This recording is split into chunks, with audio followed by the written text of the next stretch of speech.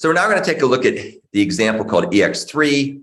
And this particular example is going to show how function objects, which are instances of the functional interface, which I'll explain in a second, can be composed together using the andThen method that's defined on the functional interface.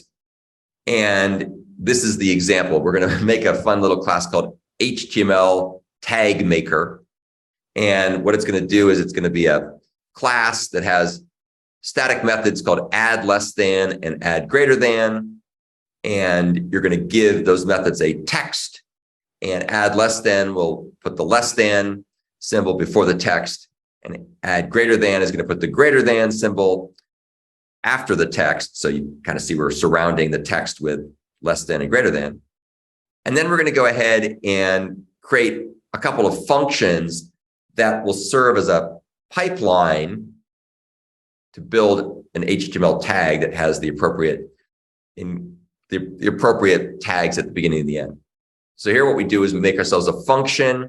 A function is a functional interface that's going to go ahead and map a parameter, in this case a string, to a return value. So it maps a single parameter to a single return value. And you can see that there's a bunch of different places that function is defined. What we want, of course, is the function that comes out of the functional interface.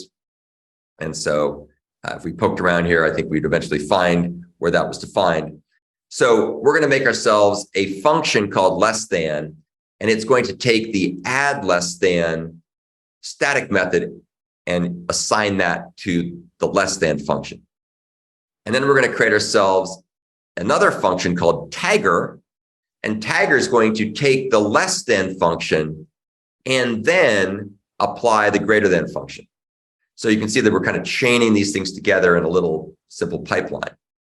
And once we make ourselves the tagger, then we can come along here and we can say tagger.apply, and we give it a string like HTML. And we do that again, tagger apply, this time we give it body. And then we say tagger apply, we give it /body, and finally tagger apply /HTML. And that creates a string called HTML. And when we run this code, you can see what we do is we take those strings and we tag them.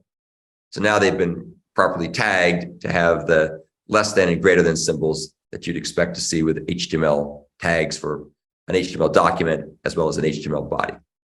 And this is really just illustrating how you can chain functions together so that the first one will get called, followed by the second one.